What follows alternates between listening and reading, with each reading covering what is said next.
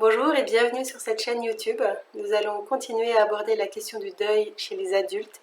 Et aujourd'hui spécifiquement, nous allons parler de cette première phase de la traversée du deuil que l'on nomme la phase du déni.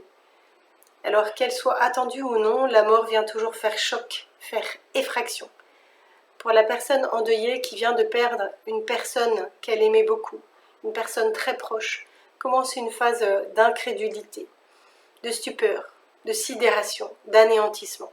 C'est une réaction qui est normale et qui, de façon très générale, dure peu. Elle est brève. Elle dure de quelques secondes à quelques heures, quelques jours, quelques semaines. Et à cette sidération se mêle une forme de déni. La personne endeuillée croit à une illusion. Elle a l'impression de vivre un cauchemar. Elle refuse de considérer l'information tragique qui lui a été donnée. Alors elle nie les faits, des faits qui se sont pourtant produits, mais qui lui semblent trop difficiles, trop douloureux à intégrer. C'est la rencontre avec un impensable, un irréel. Le temps s'arrête, il est comme suspendu, figé. L'endeuillé sait de façon rationnelle que la personne est morte, mais elle ne parvient pas à l'assimiler.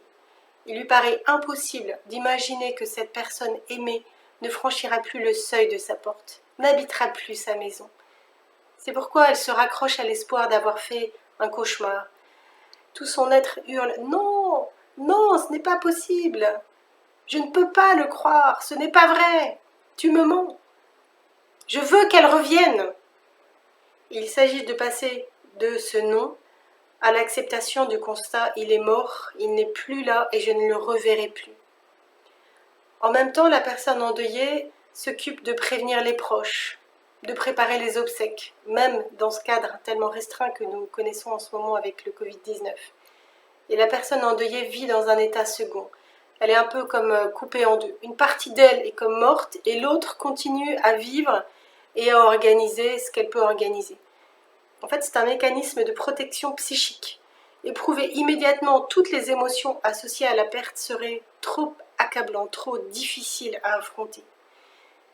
Si l'on ne peut pas voir la dépouille mortelle, ni assister à des rituels et des cérémonies, c'est encore plus compliqué. Les décès liés au Covid-19 dans ce contexte de pandémie sont un peu vécus comme des disparitions, des arrachements impensables, parce que le corps du défunt n'est pas toujours visible. Ou bien il devient un parmi tant d'autres, et l'identité du défunt se fond un peu dans ce drame collectif.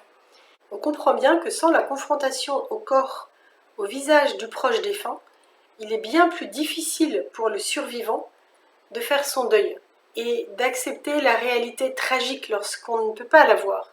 Le déni peut ainsi continuer plus longtemps.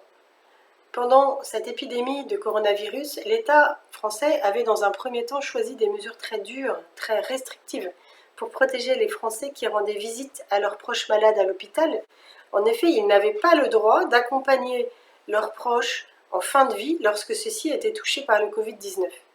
Et fort heureusement, l'État a pris conscience des doubles peines infligées par ces mesures très maximalistes. Il a fait un peu machine arrière et le président Emmanuel Macron a assoupli les mesures pour permettre l'accompagnement des mourants, permettre également aux proches de venir constater le décès, de venir voir le corps, le visage de la personne défunte dans la chambre hospitalière, mortuaire, funéraire, bien sûr tout en respectant les mesures barrières définies.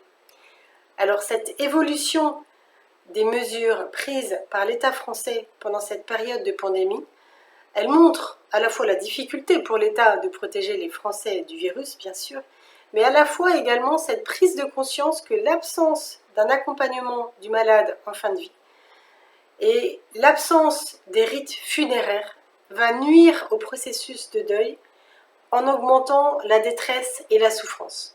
Dans cette phase de déni que traverse également l'endeuillé, parfois le désir de revoir l'être aimé défunt est tellement fort qu'il a l'impression de l'apercevoir, de l'entendre, de le sentir, un peu sous forme d'hallucination. Celles-ci sont habituelles, elles ne sont pas pathologiques et elles vont s'estomper avec la reconnaissance de la réalité de la mort tragique. Plus que jamais, le proche du défunt aura besoin de dire, de se dire, de comprendre ce qui s'est passé, de mettre des mots. Quand, comment, pourquoi, de consulter un médecin si nécessaire, de surveiller sa propre santé, d'être attentif aux enfants qui ont besoin de se sentir intégrés dans la famille. Trouver un geste pour rendre hommage aux défunts peut aider. La personne endeuillée peut créer quelque chose, parler bien sûr, mais aussi lire, écrire, dessiner, peindre, créer, faire de la musique, écrire une lettre à la personne défunte pour lui dire ce qu'il n'a pas pu, ce qu'il n'a pas su lui dire avant. À chacun de trouver son geste pour créer un nouveau lien avec la personne défunte, pour exprimer ses émotions, ce qui peut être fait autrement parfois que par des mots. Cela peut être aussi l'organisation d'un rituel collectif avec les applications de visioconférence pendant cette épidémie de coronavirus. Cela peut être bien sûr des gestes partagés, allumer des bougies, ça peut être partager des repas. Il faut souligner l'importance des rituels à trouver, quels que soient les contextes, pour aider à ancrer la perte dans une réalité. J'espère que cette vidéo vous aura plu. Retrouvez-moi très prochainement pour vous parler de la deuxième étape du deuil, de la traversée du deuil, qui est celle de la colère. Merci beaucoup pour vos likes, vos partages et vos abonnements. À bientôt, on continue.